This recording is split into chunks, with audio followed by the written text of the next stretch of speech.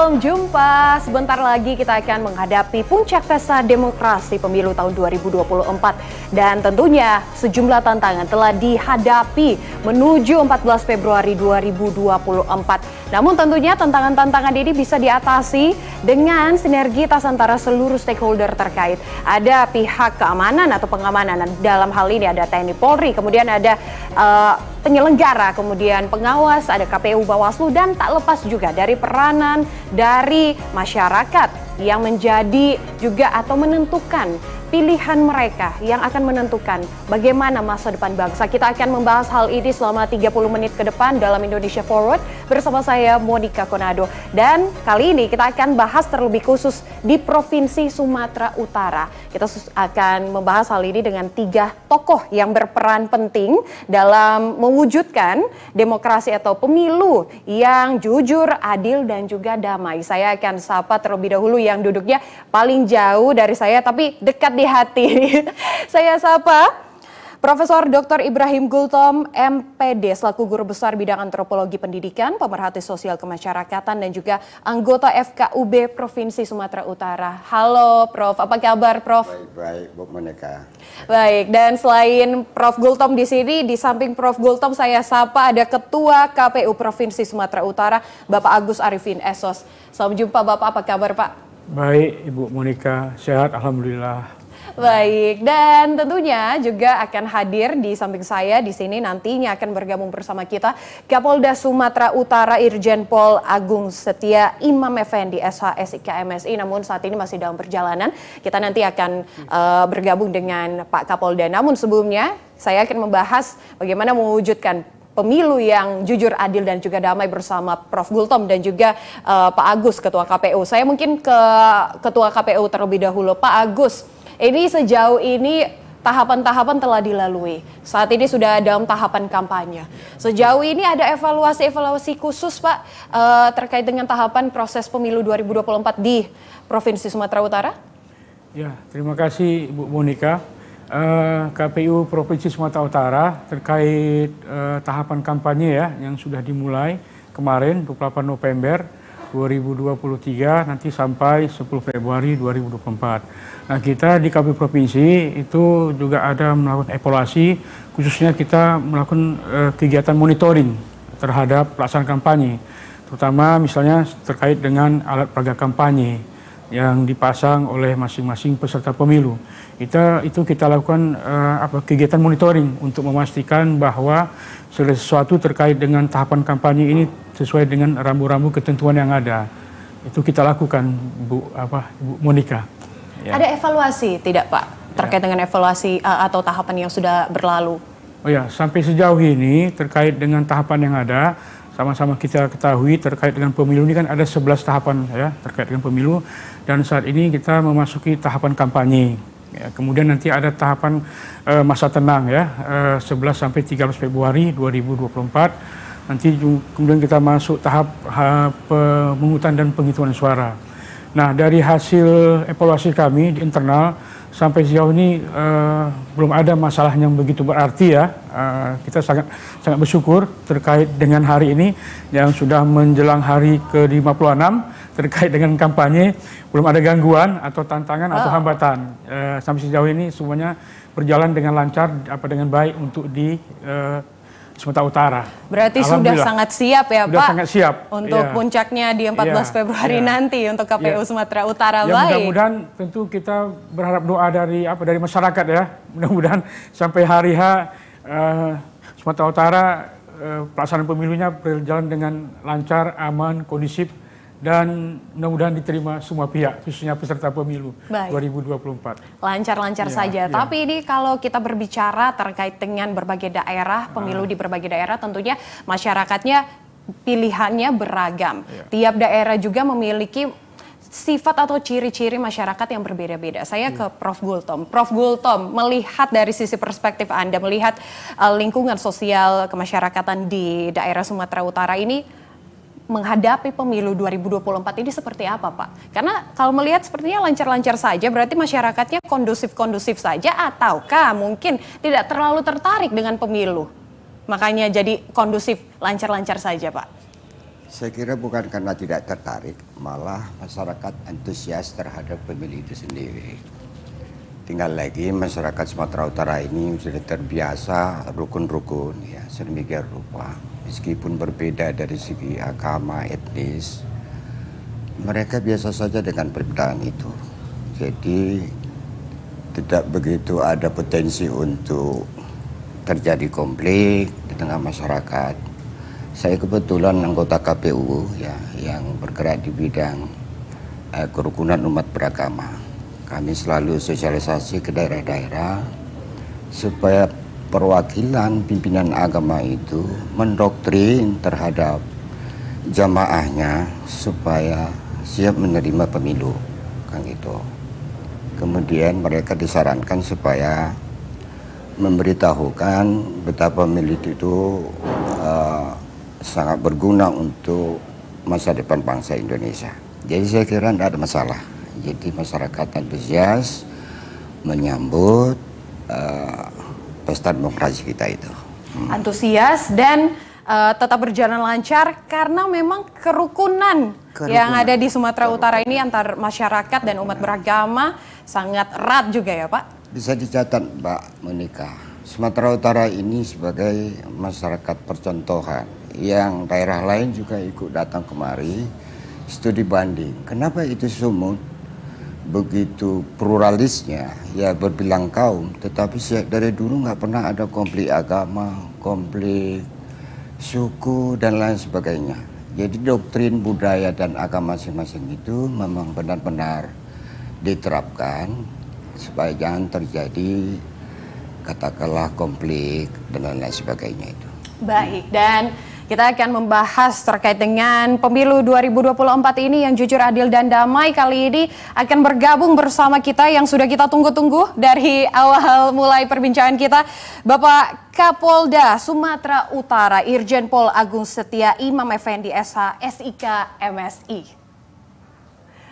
Halo Pak Kapolda, apa kabar Bapak? Kabar baik akhirnya semuanya. Sudah tiba. Siapa? Silakan duduk Bapak.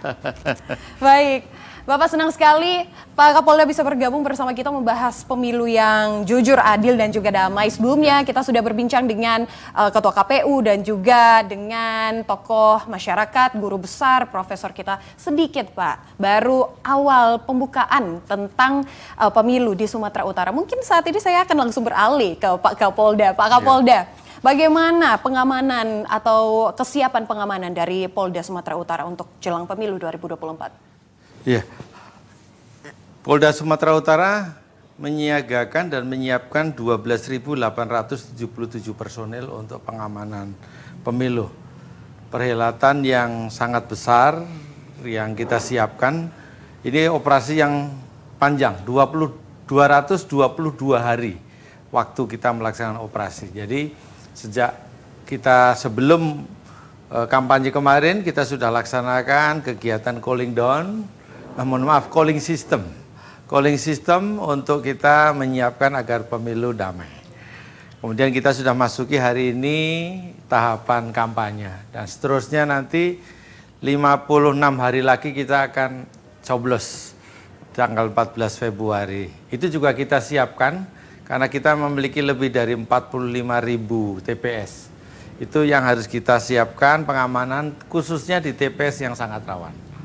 Kita sudah siapkan. Berarti sudah siap ya Pak dari pihak pengamanan Polda? Siap. Tadi juga dari KPU sudah siap juga. Tapi kalau melihat di sini, Sumatera Utara ini memiliki DPT atau jumlah DPT terbanyak di seluruh pulau Sumatera. Ini ada sekitar dari catatan saya sekitar 10,8 juta pemilih. Nanti bisa dikoreksi oleh Ketua KPU jika memang ada yang perlu dikoreksi. Tapi dengan jumlah pemilih yang begitu besar ini menjadi tantangan tersendiri tidak Pak untuk pihak KPU? Ada mungkin masalah-masalah, tantangan-tantangan yang dihadapi karena jumlah DPT yang cukup besar ini? Ya, untuk persisnya itu 10.853.940 pemilih untuk Sumatera Utara. Nah, dari pengalaman dan juga saya melihat saat ini bahwa tantangannya sebenarnya untuk pemilih adalah terkait dengan tingkat partisipasi. Tentu kita tahu secara nasional tingkat partisipasi pemilu di 2019 kan sekitar 81%. Nah, kita berharap bahwa untuk pemilu 2024 kita berupaya semaksimal mungkin melalui kegiatan yang ada, sosialisasi ke semua kalangan, ke pemilih pemula dan yang lain-lainnya. Mudah-mudahan minimal harapannya samalah tingkat partisipasinya di 2019 dengan di 2024 ini. Nah, saya pikir itu tantangan yang utama terkait dengan jumlah pemilih yang begitu banyak di Sumatera Utara. Saya pikir itu. Berarti Pak, ya, targetnya sama dengan 2019. Ya, tentu kita berharap seperti itu minimal ya. Mudah-mudahan itu bisa kita capai dengan kerjasama kita semua, dan saya ketahui semua pihak termasuk juga dari Polda, dari pemerintah dan instansi yang lain, termasuk juga lembaga-lembaga yang ada di Sumut ini juga berperan dalam meningkatkan, berupaya supaya pemilih kita ini datang di hari Rabu 14 Februari 2024. Mudah-mudahan targetnya tercapai. Semoga tercapai ya Pak. Yeah. 81% ini berarti masih ada sekitar 19% sisanya. Ini apa yang menjadi kendala Pak? Kenapa 19% ini yang mungkin enggan untuk menyuarakan atau menggunakan hak suara mereka kalau dari perspektif? Penting kita catat bahwa kalaupun mencapai angka 81% itu merupakan tingkat partisipasi yang tinggi, yang sangat luar biasa. Bahkan kita di Indonesia negara nomor 2 terbesar terbesar demokrasi yang tingkat partisipasinya sangat tinggi. Nomor 1 adalah negara Singapura. Nah, tantangannya, masalahnya ya yang sisanya kenapa tidak datang ke TPS? Saya pikir itu terkait dengan banyak hal ya, dan itu tidak juga bisa kita memberi peringatan seperti itu ya. Cuman kita berharap mengimbau kepada pemilih yang telah memenuhi syarat untuk berpikir ulang. Baik. Seandainya tidak datang, mungkin di pemilu 24 ini supaya datang ke TPS. Betul, karena suara mereka juga menentukan masa depan bangsa. Baik, mungkin kita tanyakan Pak, kenapanya ini dari perspektif Profesor Gultom. Prof Gultom, apa yang menjadi mungkin kendala atau masih ada masyarakat pemilih yang enggan menyuarakan suara mereka, termasuk juga di Sumatera Utara, tadi masih ada 19%. Saya kira perlu barangkali strategi dari Pak KPU untuk memancing mereka bisa datang ke TPS ya. Memang ada sebagian yang apatis ya. Ya, katakan seolah-olah pemilih ini menghambur-hamburkan uang, seolah-olah tak ada mutunya dan segala macam. Saya kira ada juga yang seperti itu. Tapi disinilah kerja keras KPU dengan sosialisasinya, bagaimana supaya mereka tertarik datang untuk memberikan hak pilihnya, memilih mereka siapa yang mereka percayai. Saya kira itu, Ibu Monika. Baik, itu tantangan yang dihadapi oleh KPU, partisipasi pemilih, targetnya tingkat partisipasi pemilih. Tapi kalau dari sisi pengamanan, Pak Kapolda, dari sisi pengamanan ini tantangannya apa untuk mengamankan pemilu berjalan di daerah yang jumlah DPT-nya begitu besar, lebih dari 10 juta, hampir 11 juta pemilih ini Pak. Bagaimana Pak? Apalagi tadi Anda sempat menyentil kerawanan tempat-tempat rawan di daerah atau Provinsi Sumatera Utara. Ya.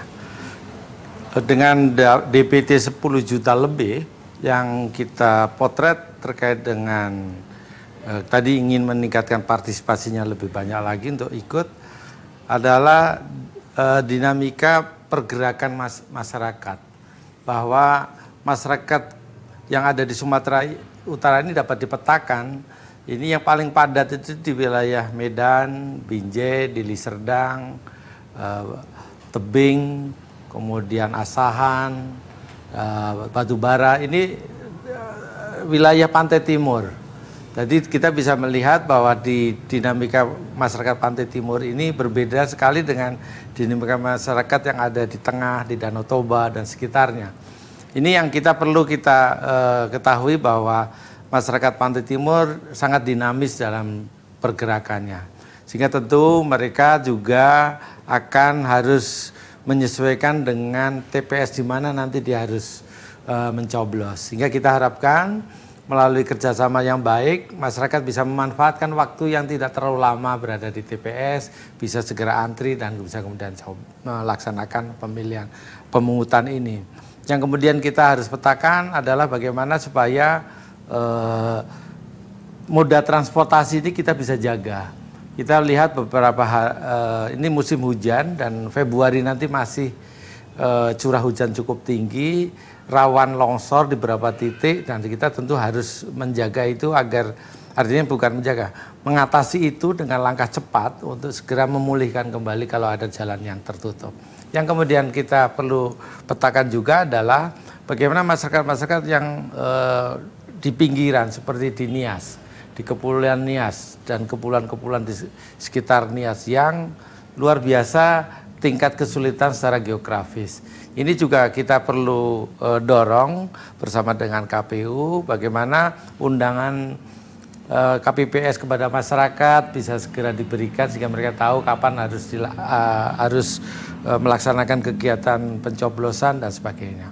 Rasanya kerja bareng kita akan nanti menghasilkan tadi harapannya 81% dari DPT bisa ikut melaksanakan pemilu. Jadi yang dimaksud rawan ini bukan rawan konflik atau tidak kondusif, tapi lebih ke rawan karena situasi geografisnya dari Sumatera Utara. Kita akan bahas hal tersebut, namun kita akan jeda sejenak. Tetaplah bersama kami dalam Indonesia Forward.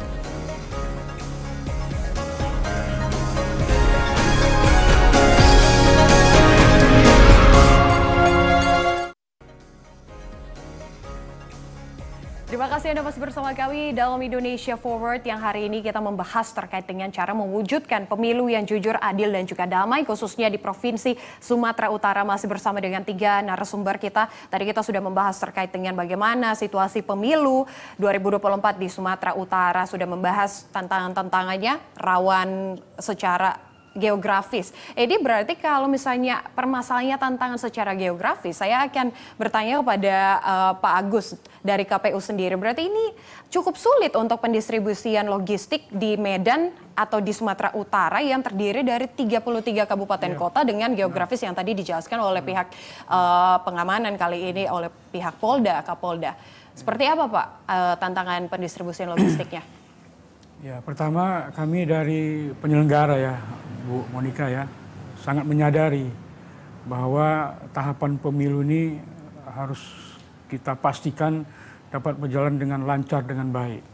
Yang kedua juga kami sebagai penyelenggara sangat menyadari bahwa kami tidak bisa berdiri sendiri untuk menyukseskan perhelatan besar ini.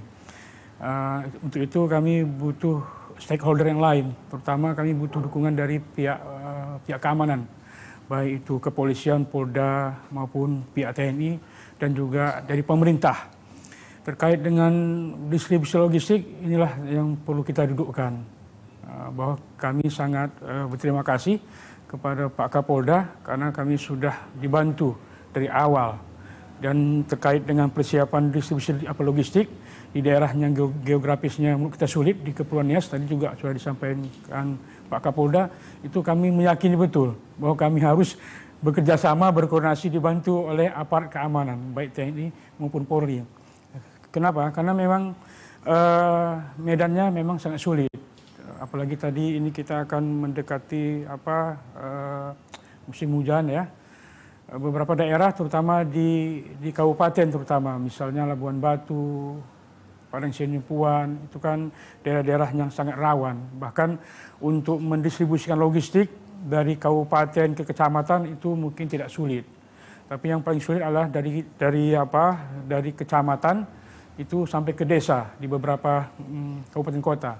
Bahkan adanya ekstrim dari kecamatan untuk menuju ke desa, kelurahan, supaya logistik diterima oleh PPS, itu ada kabupaten yang membutuhkan waktu berhari-hari, terutama di Kepulauan Nias. Bisa ada yang 3 hari, ada yang 4 hari. Nah, terkait dengan medan yang sulit ini, saya yakin, kita semua yakin akan bisa kita atasi dengan adanya bantuan dari pihak Polda dan TNI. Karena ini harus dikawal. Jadi karena intinya juga, kuncinya kerjasama. Iya, kerjasama. Kerjasama antara KPU dan juga TNI, Polri, itu Betul, kuncinya Ibu, ya Pak. Monica. Baik. Betul. Dan selain itu tantangannya, kalau kita melihat sekarang era digitalisasi, era teknologi yang begitu maju, ini tantangannya juga adalah pada pemilu ini terkait dengan sosial media. Apalagi tahapan kampanye, bukan tidak lagi calon-calonnya datang secara langsung untuk berkampanye, tapi juga melalui sosial media. Saya akan tanyakan kepada Prof. Gultom. Prof. Gultom, bagaimana sosial media ini memengaruhi interaksi sosial antara masyarakat yang akan menjadi pemilih pada pemilu 2024 ini bisa menjadi memecah belakan, tapi juga bisa menyatukan ini masyarakat? Hasil penelitian mengatakan bahwa memang pengaruh sosial media itu ada pada perubahan mindset dan pola pikir seseorang. Tetapi itu mungkin hanya pada orang-orang tertentu ya, di dalam hal menentukan pilihannya. Umpamanya mereka yang masih swing voter atau mungkin pendidikannya masih rendah, bisa saja ini dipengaruhi. Tapi bagi mereka yang terpelajar dan intelektual, jauh-jauh hari mereka sebenarnya sudah tahu track record daripada apakah capres, apakah calon DPRD, DPR sudah tahu. Nah, mereka tinggal hanya mengeksekusi. Nah, media ini memang bisa saja mempengaruhi, ya. Tetapi tidak semua pengaruhnya itu bisa diterpa kepada setiap individu. Tidak semua. Jadi kalau menengah ke atas, apalagi kalau terpelajar intelektual, mereka pun sudah punya materi, track record seseorang. Jadi mereka tinggal hanya mengeksekusi. Begitu calon presiden itu mendaftar ke KPU, kelompok intelektualnya sudah tahu, ini yang saya pilih. Nah, jadi yang digarap media sosial itu adalah menengah ke bawah, pendidikan rendah yang masih pemilih mengambang. Baik. Kira-kira begitu. Baik, untuk pemilih mengambang. Dan tentunya ini butuh pengawasan. Kalau dari perspektif Anda, Pak, menilai bagaimana pengawasan dari pihak KPU, Bawaslu, dan juga khususnya Polda untuk sosial media ini? Sudah baik? Satu kata saja, Pak. Baik, cukup, kurang? Saya kira sudah baik. Buktinya tidak ada reaksi di Sumatera Utara ya. Mungkin barangkali kondisivitas masyarakat Sumatera Utara ditopang dengan peran Polri di dalam mendeteksi sedini mungkin riak-riak yang mungkin terjadi konflik. Saya kira itu harus kita akui. Terlepaslah apa kata orang, ada minusnya. Tidak bisa semua orang bisa sempurna. Baik. Selalu ada kelemahan. Baik. Saya Jadi kira saya minta satu kata baik, tapi ternyata dijelaskan karena ini memang mengapresiasi ya Pak untuk kerja keras dari Polda dan juga pengawas penyelenggara. Bagaimana Pak Kapolda, sulitkah untuk mengawasi tahapan-tahapan pemilu di sosial media digital, dunia digital ini? Karena itu di situ bisa ada black campaign, hoax, penyebaran hoax, kemudian lain-lainnya. Seperti apa, Pak? Iya, jawabannya sebenarnya terkait dengan pengawasan dan bagaimana kita melihat peran media sosial dalam pemilu ini. Kita melihat berbeda, berubah, bergeser dari apa yang kita lihat di tahun 2019. Jadi bagaimana kita lihat kecerdasan masyarakatnya sudah meningkat. Pemahaman tentang bagaimana bersosial media berbeda sekali dengan 2019. Tapi inilah bukti bahwa ada peningkatan yang baik bagi kita dalam bersosial media. Yang kemudian penting saya ingin sampaikan di sini adalah bahwa sosial media itu memberi jawaban pada satu hal. No place to hide. Tidak ada tempat untuk sembunyi terkait dengan pelanggaran aturan-aturan KPU, dan itu sangat membantu kita. Kemudian begitu cepat, kami cepat sekali diberikan warning, ada ini, ada itu, ada ini Pak. Kita segera merespon apa yang harus kita lakukan kemudian. Memang ini satu sisi positif yang kita lihat, dan kita juga melihat bahwa masyarakat bisa menilai. Kalau ini menyerang seseorang, dia sudah mengatakan ini nggak pas Pak. Jadi tadi ini menjadi tempat yang baik kita dalam konteks kehidupan yang lebih dinamis ya. Kita ini saat ini kita satu dunia nyata, dunia maya juga harus sama-sama. Tadi dunia maya dalam sosial media kita mesti kita dorong sana. Dunia maya di media sosial harus mendorong pada bagaimana pengendalian perilaku. Itu semua kemudian tidak menjadi objek, tapi juga menjadi subjek. Dan Baik. itu yang membuat kami menjadi agak ringan tugasnya. Oh, agak ringan tugasnya karena kerjasamanya begitu baik. Ada lagi satu tantangan Pak selain sosial media, tapi juga terkait dengan netralitas dari ASN, TNI, Polri, termasuk juga Polda berarti. Saya karena agak sulit ya untuk menilai diri sendiri, saya akan tanyakan kepada Prof. Gultom untuk menilai bagaimana melihat netralitas dari Polda Sumatera Utara. Satu kata saja Pak kali ini. Baik, cukup, kurang? Saya kira untuk Sumatera Utara baik. Baik. Ya. Saya akan langsung tanyakan kepada pihak Kapolda. Pak Kapolda katanya baik. Kenapa demikian? Bagaimana komitmen dari TNI Polri, Polda Sumatera Utara? Ya.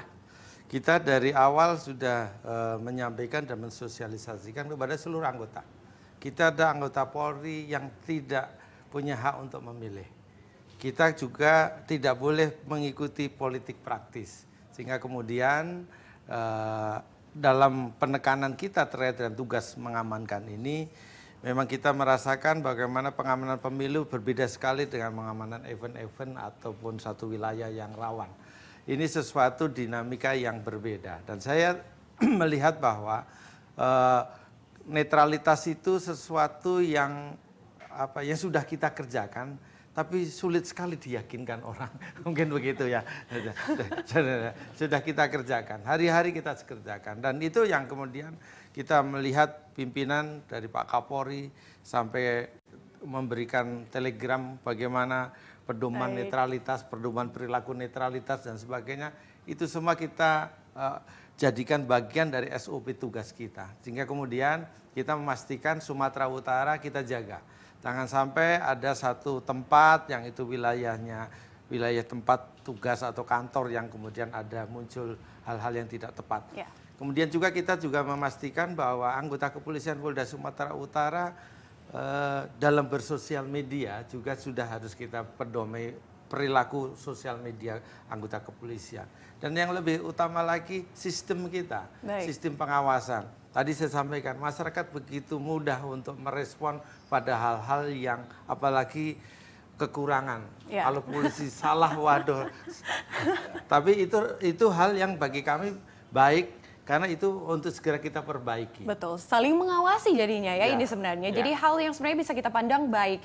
Dan saya simpulkan bahwa memang berarti penyelenggaraan pemilu di Sumatera Utara berjalan cukup baik, kondusif dengan keberagaman yang ada, tetapi bisa tetap menjaga kesatuannya, kerukunannya. Saya akan minta himbauan atau pesan-pesan dari bapak-bapak sekalian untuk masyarakat pemirsa yang sedang menonton. Tapi karena kita terbatas oleh waktu, sekali lagi mungkin satu kalimat saja untuk setiap bapak-bapak di sini. Silakan Prof. Gultom, satu kalimat yang ingin disampaikan untuk masyarakat. Ya, saya kira supaya masyarakat berbondong-bondong untuk menguji TPS untuk membuktikan hak pilihnya. Dan kepada Polri mungkin barangkali tetap menjaga netralitas dalam menjalankan tugas. Dan Bawaslu sebagai lembaga, jangan justru lembaga pengawas jadi diawasi oleh masyarakat. KPU juga tentu harus melancarkan secara profesional, jangan dikendalikan oleh golongan yang lain. Saya kira baik, ini pesan-pesan sekaligus juga masukan yang begitu baik dari Prof. Gultom. Dan Pak Agus silakan Pak, himbauan untuk masyarakat mungkin mengajak ke TPS nanti. Ya, kami dari KPU Provinsi Sumatera Utara dan juga jajaran menghimbau kepada masyarakat Sumatera Utara yang telah memenuhi syarat sebagai pemilih untuk hari Rabu 14 Februari 2024 untuk datang ke TPS. Ayo kita ke TPS mencoblos dan jangan golput. Dan terakhir kami dari KPU Sumatera Utara juga mengucapkan terima kasih atas dukungan dari pemerintah dan juga aparat keamanan baik itu kepolisian, Poldasu dan juga TNI dan yang lainnya. Baik, sudah disimpulkan oleh dua narasumber. Silakan Pak Kapolda, satu kalimat singkat saja punchline-nya, silakan. Ya. Masyarakat saya himbau untuk bisa hidup normal, jalankan kehidupan ini secara normal dan kami akan menjaga siang, malam, pagi agar kehidupan ini berjalan dengan baik. Dan saya ingin memastikan bahwa pemilu harus kita ikuti dan saya ingin membawa dan memastikan masyarakat aman sampai ke TPS, kembali dengan aman, melaksanakan kegiatan kampanye juga kami datangi, kami jaga agar semuanya kehidupan ini normal semuanya. Baik, terima kasih Bapak-Bapak, terima kasih Pak Kapolda, Pak Ketua KPU dan juga Profesor Gultom untuk waktu Anda. Selamat bertugas kembali sehat-sehat selalu. Dan tentunya pendapat itu berbeda pendapat adalah hal yang biasa, tapi tentunya jangan sampai memecah belahkan kita semua. Karena tentunya jangan lupa untuk masyarakat yang menonton saat ini, khususnya masyarakat Sumatera Utara, untuk datang ke TPS 14 Februari nanti untuk menyalurkan hak suara Anda, karena suara Anda akan menentukan masa depan bangsa. Akhir kata saya Monika Konado pamit, sampai jumpa.